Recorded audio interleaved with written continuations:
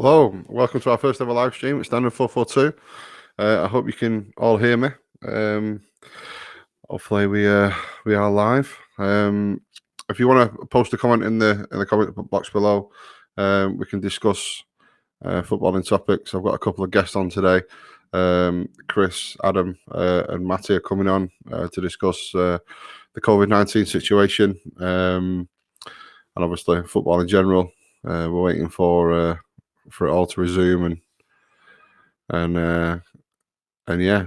First ever comment, Gareth Dickman, come on United. Well, let's just hope the season recommences, Gareth. Yeah. What do you think on the current state of affairs? Are you coping with COVID-19? How are you getting on? I know it's hard being locked up on a day-to-day basis. It's not very good times. It's not very good times indeed. But yeah, like I say, it's down at 442, first ever live stream. Like I say, I'm hoping to get a couple of guests on today and talk about the football topics in general. Like I say, if you want to post a comment below, we can speak about it today. And yeah, well, cheers, Tony. Thank you. any any thoughts on the current footballing situation, Tony? But yeah, I hope you're all well. It's good to be back. We have now set up our studio, which is good news.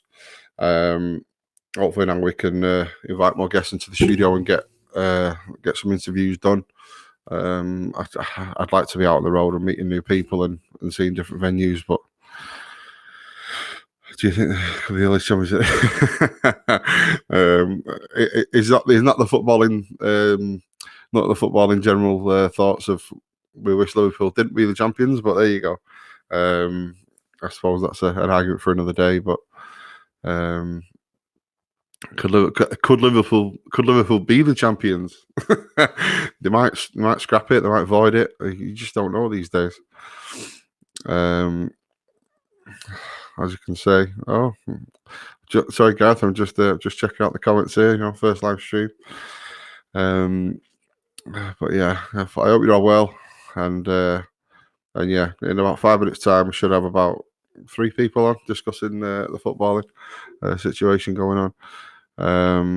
But yeah, drop us a comment. How you doing at home? Are you bored? What you doing to keep yourself motivated? This TikTok shenanigans flying around, and you don't see me doing a handstand on a wall trying to get a t-shirt over me fucking head. I'll tell you that for free. But yeah, like I share the page, like I share the stream. We are on YouTube at Standard 442. We are on Twitter at Standard_442. We are now on Instagram, would you believe it or not, at Standard 442. So yeah, it's good to be back, people. Right, okay. So the first topic is today. Oh, wait a second. We have got our first guest. Adam has come along. Uh-huh. Not bad. Just put you in now, pal.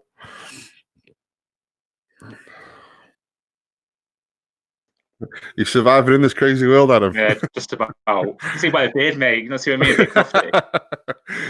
How are you coping?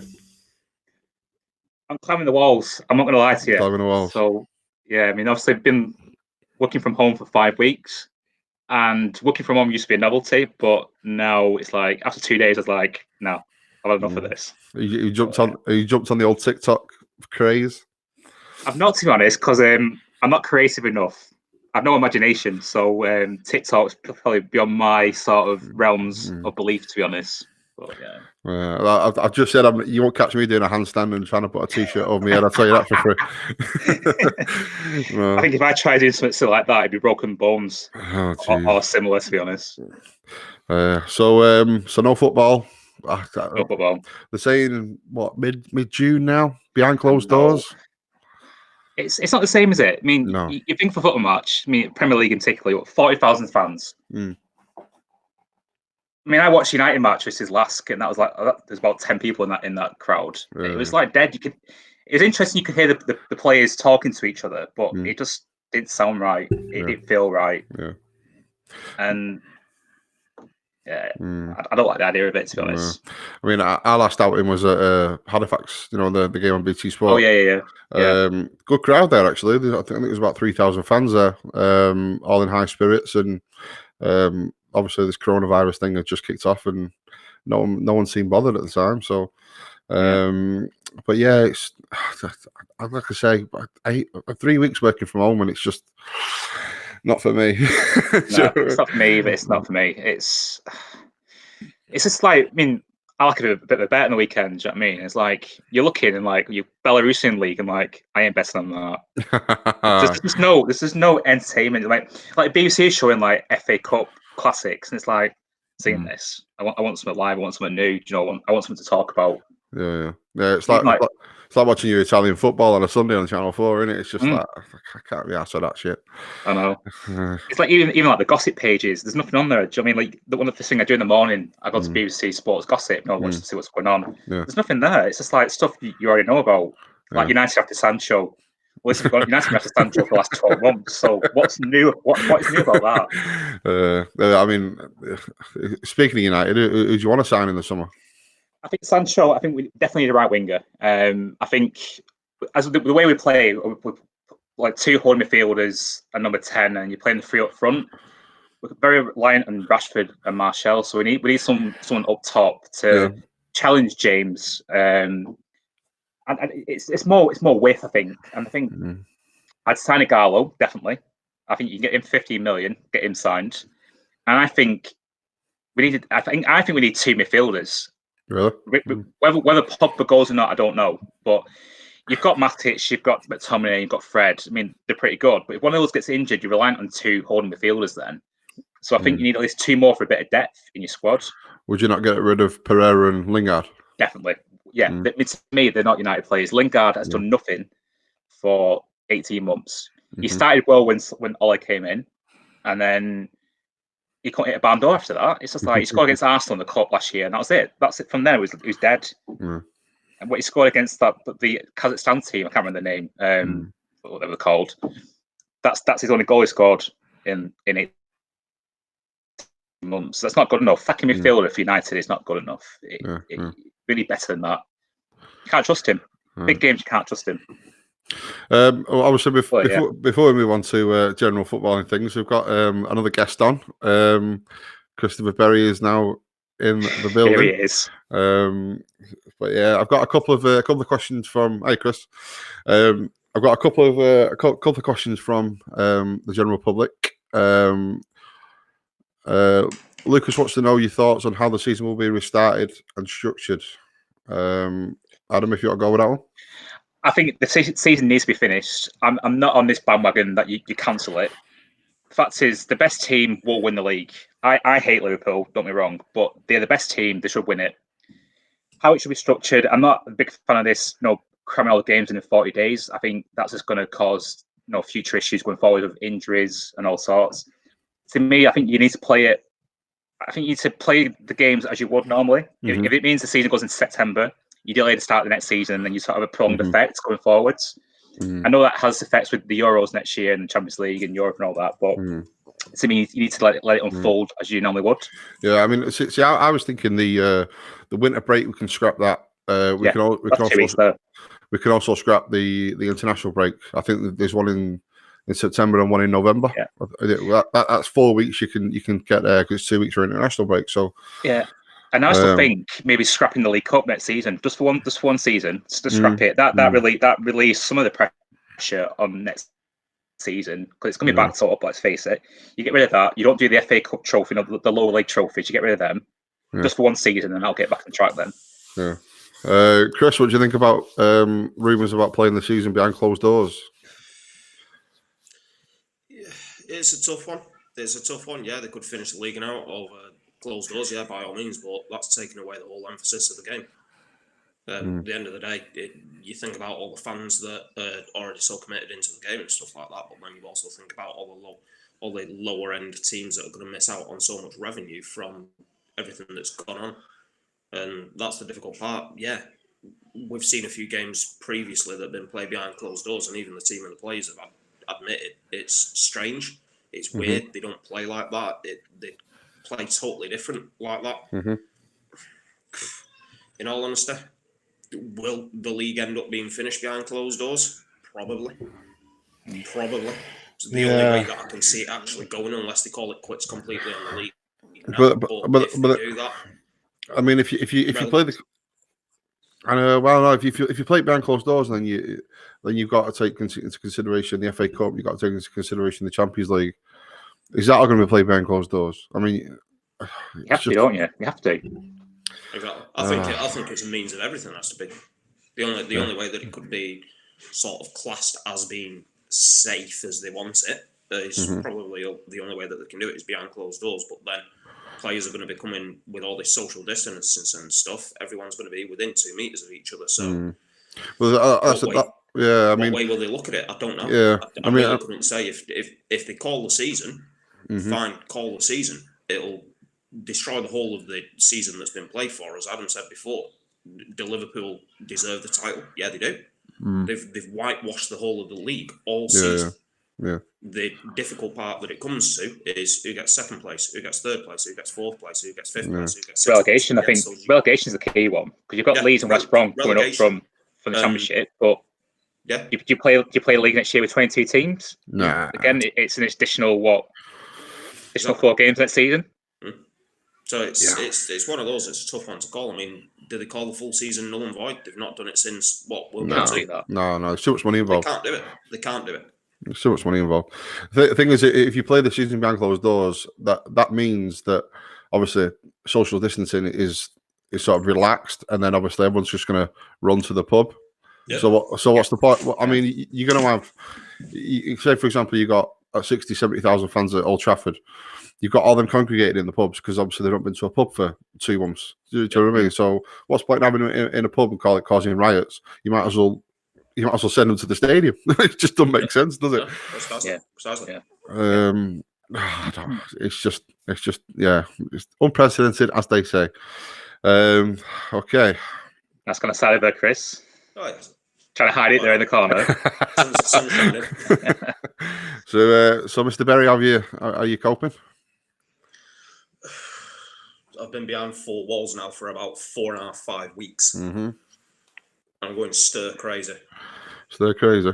1, I can't watch football because there's none of it on apart from replays. And 2, I can't get out and play football because none of it's on. I was just discussing with the other half before that I'm going to set up a fitness camp in the back garden because I'm that fed up and not doing anything and sitting on my arse. We're building that shed for about 5 weeks. Hey, it's nearly done. I see you're in there, Chris. Nice.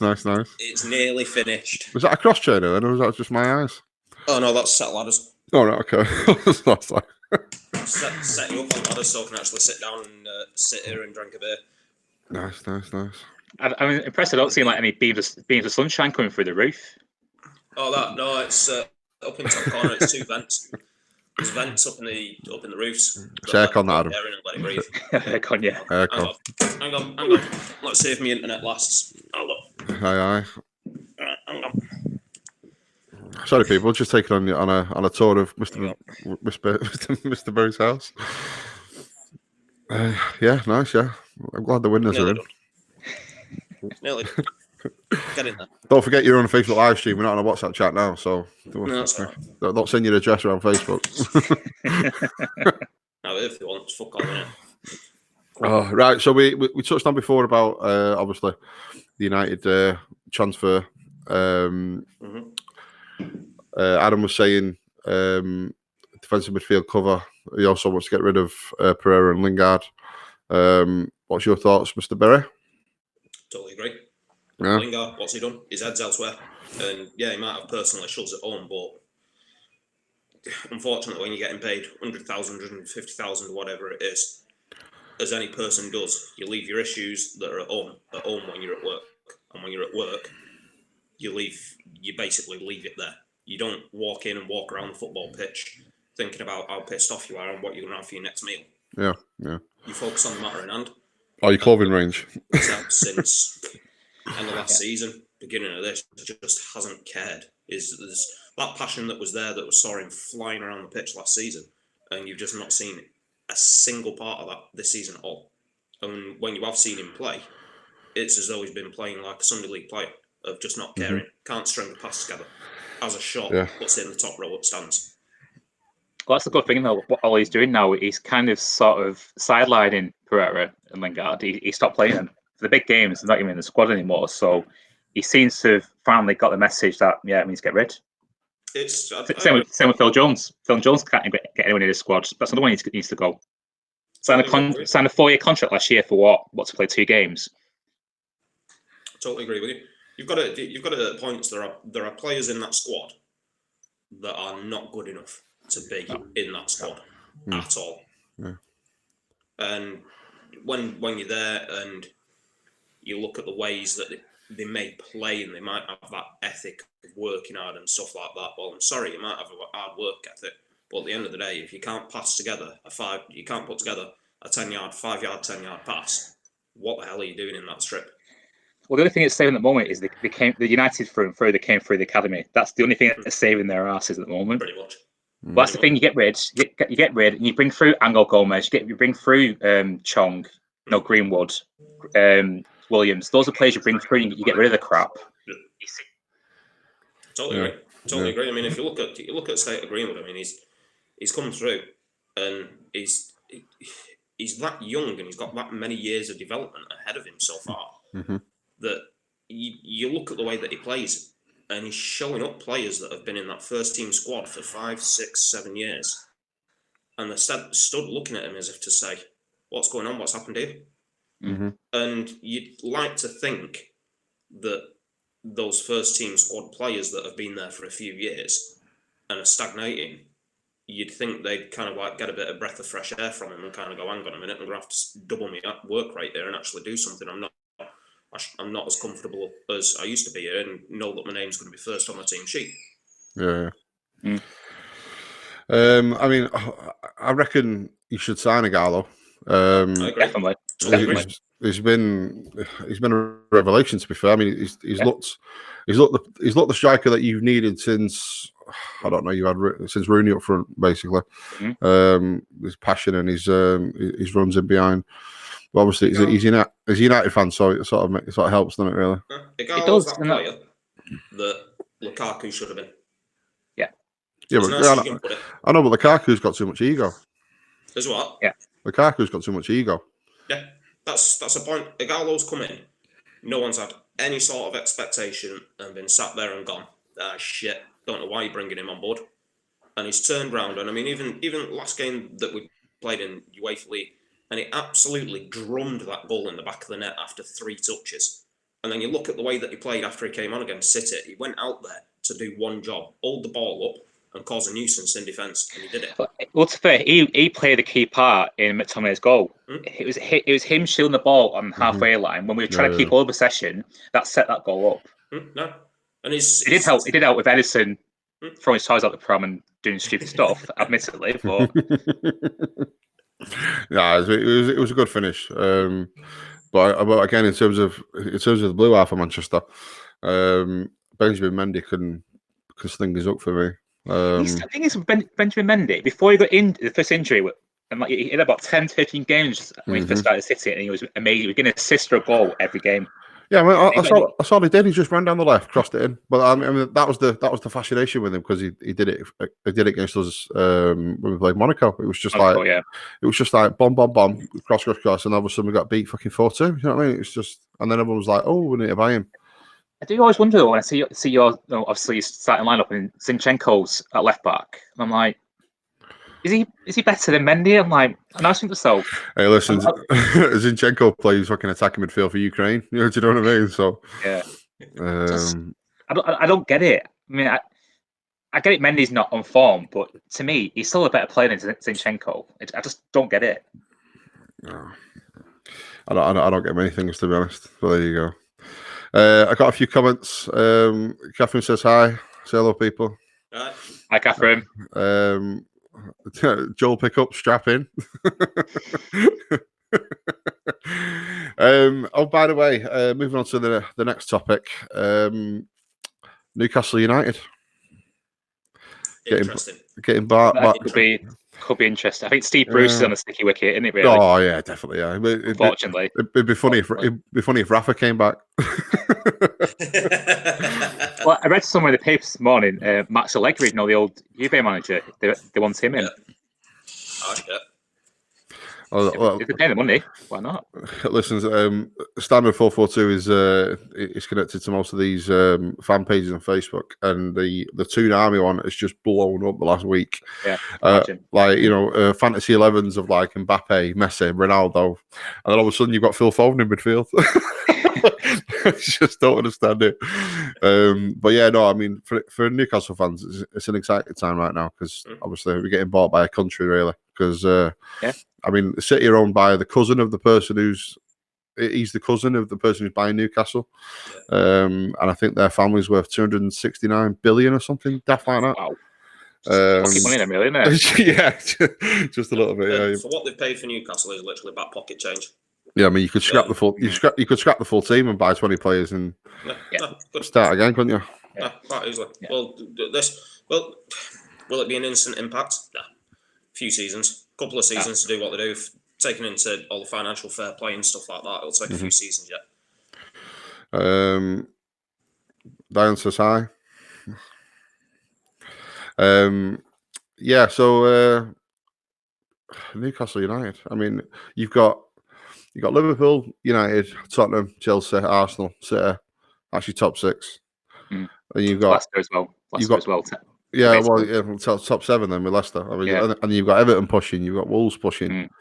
Now you've got Newcastle in the mix, so it's really a top 10. I mean, and then if it just depends who they buy, because obviously they might shell a lot of money out in the summer and buy not a new team, but it's getting the team to gel together to start off with, the right manager to gel a team. There's a lot of like sort of ifs and buts about doing what like Abramovich did when he first came in, buying everyone he could buy.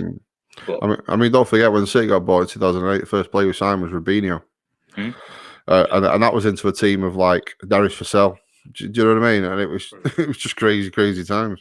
Yeah. I mean, Newcastle United. I mean, how is a team from the Championship going to get promoted to the Premier League and survive in the next 5 years? The amount of money that's being thrown around, it's just unbelievable. From a United fan perspective, Leeds United getting promoted. What's your thoughts? I think it's good. I mean, I think it's just another rivalry. We've got City, we've got Liverpool, and Leeds. They're the three big ones. So last time Leeds came to us, they were in League One and beat us in the FA Cup. Jermaine Beckford scored. Jermaine Beckford, yeah, I remember that. I was at that game as well. In the stretch of watching that, I'm like, sake. Yeah, I remember that. It's good. No, it's good. I hope they come back. I hope they remain competitive, stay in the league. It's going to be good. I don't think it's them coming back up into the league again. Well, they're good. Yeah, definitely. I mean, they've got some good players. Like Calvin Phillips from Leeds is a very good player. Yeah, no, and I think, do you know what I mean? They've got some good players in that team. So if they can remain competitive, it's definitely a good thing. Great. So Leeds up. We having it? You think we can cope? The Miami from Leeds. I'll tell you what, though. I mean, if you do any standard 4-4-2 around Old Trafford and Leeds United, that would be interesting. Last time I went, there was a police guard walking down to so that was Maplesby Way, Manchester Road. Yeah, horse and all sorts. So it was absolute chaos. So it's anything like that. You feel it's going to be good. We've not been to Ellen Road yet, but I don't know if you've seen the video at Blackburn, the Fulham fans that blew up. Yeah, I mean, if the Fulham fans are anything to go by, then the Leeds fans should be absolutely crazy. Oh yeah. And to be fair, when we went to the Halifax game, I think one of the videos of the Halifax game, there was a guy just absolutely singing his heart out, but turns out he was a Leeds fan. Wow. So so it should be decent times if Leeds. Well, I'm sure they'll get promoted. Really, I can't see them not getting promoted. They should do. But I mean, they've got the right managers. They've got the right managers to get them up, haven't they? So It looks like a granddad, though, doesn't it? You know what I mean? Just look at Grandad, boys. Look at the experience he's got, Argentina and all that. He's got a decent experience. Yeah. They were unlucky last year, to be honest. They just threw it away, didn't they? The last 10 games, but this definitely should have gone up. Yeah, exactly. Yeah. I'm sure the way that it faltered right at the end of it, it's a shame that they didn't come up to say the truth as much as. Yeah, we all like Leeds and everything like that, but yeah, it would have been interesting halfway through the league anyway, bringing it back up. If I was going to say, if with this long layoff of all the teams, do you think we might get some inconsistent results when we come back, or do you think Liverpool will still walk it, or what? I mean, they only need 2 wins. I know they'll win the league, but I'm just saying, like, They'll win the league. I mean, 2 months off. I mean, their season's finished now. They're out of the Champions League. They're out the FA Cup. Their season's finished. They're going to win the league regardless. It's just what they're going to do. Where they want to get the most points, most goals. That's the only thing they can realistically play for at the moment. So, I'd hope. I mean, I can't see him losing many games because the team's that good. They've been playing that good. But stranger things have happened. So it's who knows. Yeah, it's strange times. I mean, I just. This sometimes I think this coronavirus is a bit of a scare thing, but then obviously you read the numbers and it's just it's crazy, you know. When you see like 900 deaths in one day, yeah, I mean, it's like 899 yesterday. I think it was reported. When you're seeing it close to 1,000 people dying in one day, that's when it's kind of like, oh, hang on, this shit's serious. I know. I think it's kind of. I think it's starting to hit home with a lot more people now, instead of them just being, it don't matter, it's flu. I think now when they actually see the figures and that many people now that know someone that's either had it or has got it or is still saddled up in hospital with it, I think their opinion and view on it changes quite drastically and quite quickly to a point of, oh, hang on a minute, shit, this actually is real. We need to be a little bit careful here. Yeah. Like I say, I hope all your families are safe and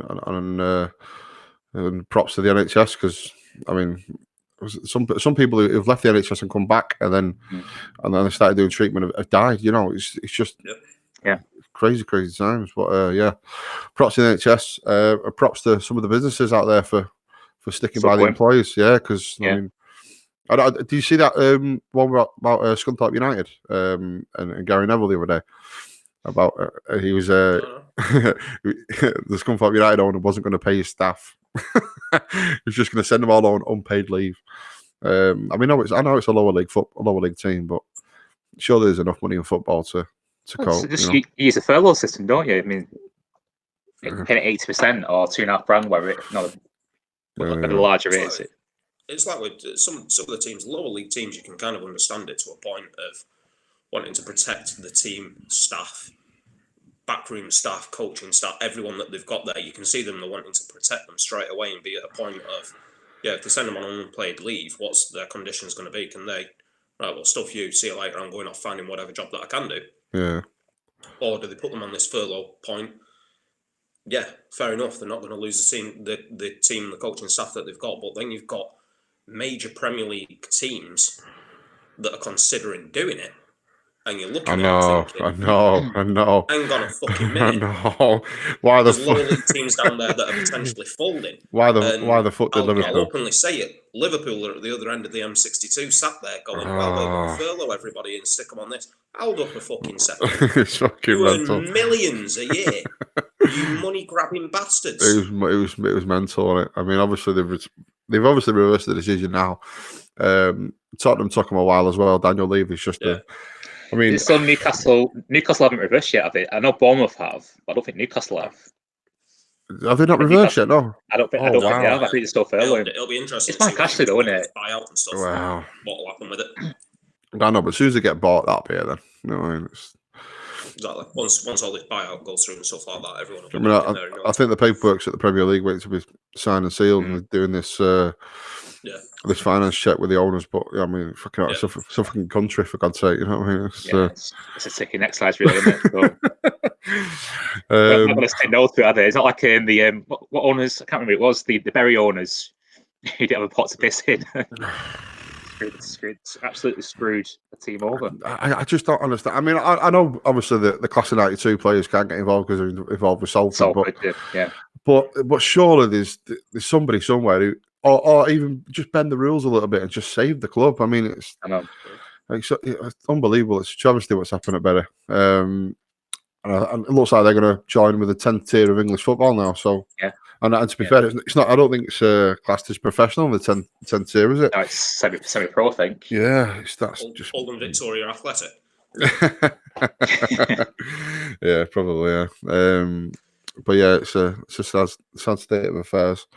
But yeah, so yeah, I'm hoping we can get back on the road as soon as possible because I'm sick of being in here. But like I say, now we've built the studio, we can start doing interviews in the studio now. So obviously, when the lockdown relaxes themselves and we can do some videos, but we're Standard 442 are going to do a video coming up for the Premier League Hall of Fame. Now we're going to do it so it's not going to be full of United players and all the rest of it, because obviously United have dominated for the last 20 years. So yeah. So what I don't know if you've seen Wayne before, Adam, but don't think so. Yeah, we're going to do it so every single team that's ever been in the Premier League, we're going to pick 2 players from that team to go in their Hall of Fame. Yeah. It's going to be, I think it's going to be a 4-part because I think there's 48 teams that have ever played in the Premier League. So 12 teams of video. We're going to pop that out in a couple of weeks' time. We had a heated discussion on the United topic for Hall of Fame. 2 players though. 2 players from any United team. What was yours be? I think for impact, you have to go Eric Cantona. You have to. Okay, that was one of Wayne's. Yeah, you have to. You have to. Just for impact and what he did for United, going for 10, 15 years afterwards. Second player. I mean, everyone's going to say Ronaldo. I won't go Ronaldo. I go Giggs. Giggs would be my second player.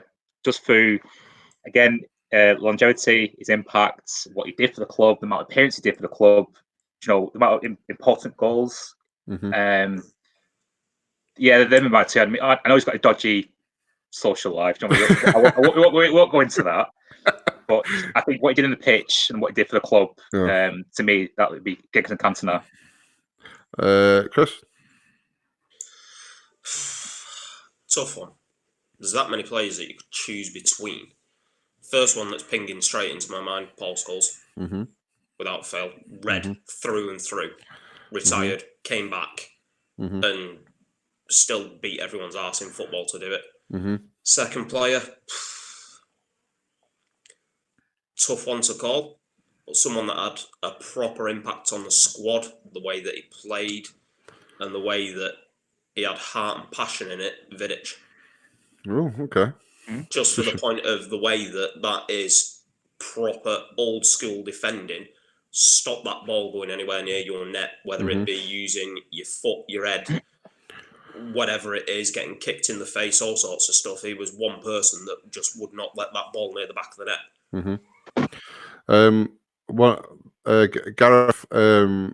Gareth has agreed with Adam on this one, and he has gone with Giggs and Eric Cantona. Like I say, me and Wayne had a good heated discussion about it, and if I picked Giggs and Scholes. Who was Wayne's other one then from Giggs and Eric? Giggs and Eric.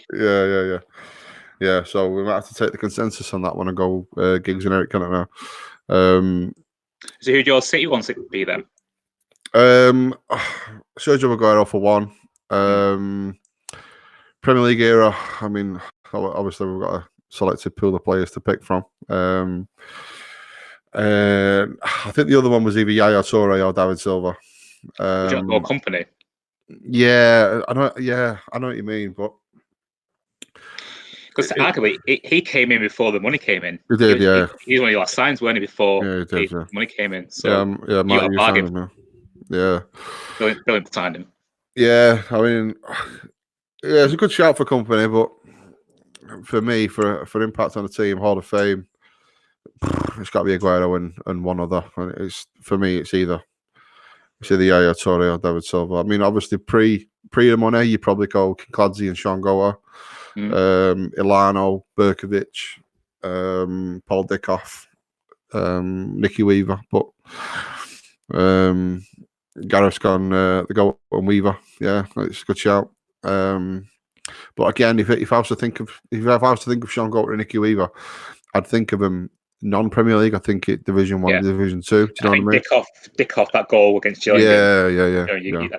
That's synonymous with him. And is it that goal? But Premier League.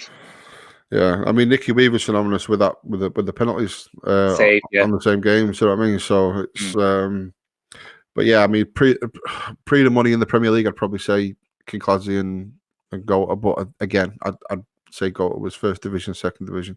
Yeah, I must admit, one of my favourite City players back in the day was Uwe Rosler. I don't know why. Uwe Rosler. He's always a good player I like watching. Yeah, I used to as a kid, growing up, I like Paul Walsh. Narquin sometimes. Steve Volmas. It was like a ginger David Bayer. You know what I mean? So what would your Arsenal Hall of Fame be? You got to have Henry, definitely. Henry Bergkamp. Henry Bergkamp straight away, Chris. Boom. Yes. Yeah, I go Henry and Ian Wright or David Seaman. I think you got. I mean, one of those two. I think with Henry. I'd probably side with Ian Wright just for the amount of goals he scored. But yeah, Bergkamp was good, and he scored some amazing goals. But I don't think his goal scoring record was anywhere near as good as Wright's and Henry's. So that's for me what's letting him down. But going back on the City one, Joel says Aguero and David Silva. Again, that was my first choice, but yeah, we'll like I say, it's a discussion for another day. Gareth's gone Henry and Tony Adams. It's a good shout. Adams, yeah, good shout. Tony Adams, yeah, good shout. Tony Adams, yeah. I mean, my Hall of Fame for Arsenal would be Henry and Patrick Vieira. That shadow of a doubt. Yeah, Patrick Vieira, it just changed the game for midfielders. I mean, at the same time as Roy Keane and it was Roy Keane and Vieira for a good 10 years, wasn't it? So yeah, it was. Yeah, just the fireworks on the pitch between those two is just. Yeah, it was the way that they both played. They were kind of those players that you never really noticed week in, week out, but they were always there week in, week out, doing the job that they were there to do. Yeah. And then always watching the Arsenal United derby just to see those two kick the crap out of each other every game, scare the shit out of each player. As you'll famously know with the Vieira and fucking Gary Neville bust up and Roy Keane wading knee deep in there and scaring the shit out of Vieira and half the Arsenal squad. Yeah, I remember him in the tunnel actually. Keane was like, you know. Yeah, it was funny. What would your Liverpool Hall of Fame be? Alonso and Torres. I wouldn't even put Gerrard in there. You're joking? Although how do you have Gerrard in there? To a point, I know it's controversial, but if you look at Alonso, controversial. That's not a word for it. Seriously, look at what he's done. You look at what Torres did through a season. Wow. Smashing goals in. Yeah, Gerrard. Yeah, two or three seasons, and then 2-3 seasons. But then it was Chelsea. Oh, it's hits up. Wow. Yeah, because he went there for the money. He didn't go for anything else. I thought Adam's just done what Roy Keane did to Carragher on Monday Night Football, and he said, "Giggs is not in your team." Wow. Well, Alonso's in there straight. Yeah. Straight away, just for the player that he is, it just his all-round ability on the pitch is just phenomenal, absolutely phenomenal. And Torres, just for his goal scoring capability, he just used to be able to pick anything out of the back and slam it in the back of the net. Not Suarez, no. No. I think the only thing is Suarez. It's not. It wasn't there long enough. Yeah. Plus, I hate him. Disgusting, horrible shitbag. Horrible little shit. Yeah.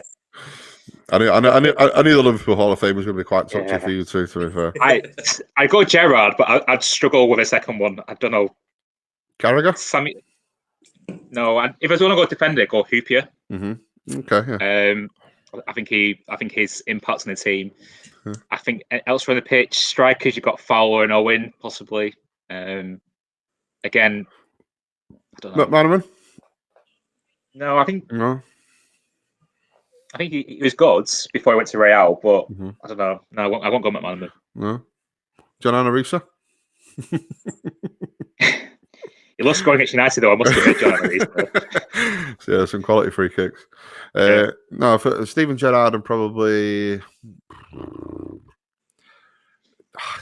Is it too easy to go Carragher? Is it too easy to go Carragher? I don't think it's too easy. I think it's a valid point, valid shout out. Yeah, she do deck. Oh, I'm just trying to think of Hall of Fame goalkeepers. I mean, what, David James, maybe? Definitely not. No, It was error prone, weren't it? I mean, if they had Karius, Mignolet, to fair, Pep Reina, he was decent. yeah, for Pepperoni, Liverpool. yeah, He was decent. Yeah, good shout. Yeah, if we go goalkeepers with Pep Reina, I think he was decent. Yeah, Peter Crouch. Peter Crouch, Andy Carroll. Carroll, yeah. Andy Carroll. What else on that one, weren't it? No, yeah, okay, no. And I might as well finish off the top four while we're here. Chelsea Hall of Fame. John Terry, definitely. Sorry, wait a second. Wait a second. There's Gareth's Liverpool one. None of them. Banter Central. My Chelsea would be Petr Cech and John Terry. Wow. Okay. Maybe Drogba, but you'd put in that category. Yeah, Lampard as well. It'd be two of those four. Lampard, Drogba. Lampard, Drogba. Okay. Yeah. That's where I'm kind of swaying to. John Terry, yeah, as though he was good, he was a bit of a prick. I'm shagging Wayne Bridges' misses anyway. Ex-misses. Yeah. Yeah. It's all right. Wayne Bridge ended up with a Saturday, so we're all right. Yeah, We've got the last laugh there. Anyway, mine was Lampard and Zola. Zola. Yeah, shout. Yeah, he put Chelsea in the map, didn't he, Zola? Gianfranco, yeah. But again, there's quite a few. I mean, for me, there's quite a few players you could pick for Chelsea. I mean, Drogba's definitely up there. Yeah. Petr Cech's definitely up there. Yeah. John Terry. I mean, Robin, maybe. I mean, fucking Robin changed the game for Chelsea, really. No? SCN? I'm not sure about that one. SCN, definitely. Claude Makalele? Shout? Yeah, Makalele, yeah, back in the day, definitely. He was one of the original, first money signs, weren't he? So, he did. Yeah. Go saying Lampard and Terry for me. Good shout. Yeah. But again, it's standard, isn't it? It's. I'm trying to get away from the standard players to get in the Hall of Fame. Do you know what I mean? So yeah. Because you know for a fact that obviously when Sky Sports do it, it's going to be the same old players. Yeah. Yeah, no problem. So yeah, that's fantastic to speak to you today, lads. It's been a buzz. I mean, if you're free next weekend or maybe through the week, we can definitely just discuss again. Yeah. Obviously, if there's any if there's any new updates in regards to the football and the relaxation of the lockdown, then jump straight on and give everyone our opinion, eh? Yeah, definitely sounds good. No worries. Thank you. Thanks again, and Thanks. See you in a bit. Bye, mate. Take care. Take care. See you, mate.